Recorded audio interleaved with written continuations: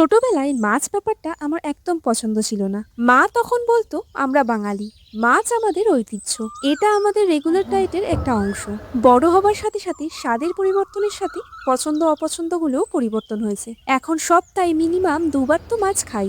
আজকের এই রেসিপিটা বলা যেতে পারে আমার গটু মাছের ঝোলের রেসিপি। এর জন্য প্রথমেই একটা মিক্সিং জারে কয়েকটা টমেটো, আদা, কাঁচা লঙ্কা, একটা শুকনো লঙ্কা, গোটা জিরে আর অল্প জল দিয়ে ঘুরিয়ে একটা পেস্ট তৈরি করে নিয়েছি। এটাই সিক্রেট ইনগ্রেডিয়েন্ট যেটা ঝোলের টেস্টকে এনহ্যান্স করবে। এবার কড়াইতে সর্ষের তেল দিয়ে লম্বা করে কেটে রাখা আলুগুলো দিয়ে দিয়েছি ভাজতে। অল্প হলুদ গুঁড়ো আর নুন দিয়ে আলুটা ভেজে তুলে রেখেছি। এবার কড়াইতে বেঁচে থাকা তেলে একটু কালো জিরে ফোড়ন দিয়ে দিয়েছি স্লাইসড পেঁয়াজ কুচি। পেঁয়াজটা হালকা ভাজা হয়ে আসলে তেল টমেটোর পেস্টটা অ্যাড করে স্বাদমতো লবণ দিয়ে মশলাটা অ্যাড করে দিয়েছি। মশলা হিসাবে হলুদ গুঁড়ো আর ধনে গুঁড়ো দিয়ে সামান্য একটু চিনি দিয়ে দিয়েছি। মশলাটা ভালো করে কষানো হয়ে গেলে অল্প অল্প করে জল দিয়ে গ্রেভিটা তৈরি করে ভাজা আলুগুলো দিয়ে গ্রেভির সাথে মিশিয়ে পরিমাণ মতো জল দিয়ে ঢাকা চাপা অবস্থায় সিদ্ধ হতে দিয়েছি। আলুটা সিদ্ধ হয়ে গেলে ফুটন্ত গ্রেভিতে ভাজা মাছগুলো অ্যাড করে আবারও বেশ কিছুক্ষণ ফুটিয়ে নিজেদের প্রয়োজন মতো কনসিস্টেন্সি থেকে নামিয়ে নিয়েছি। ব্যাস রেডি বাঙালির প্রিয় মাছের ঝোল।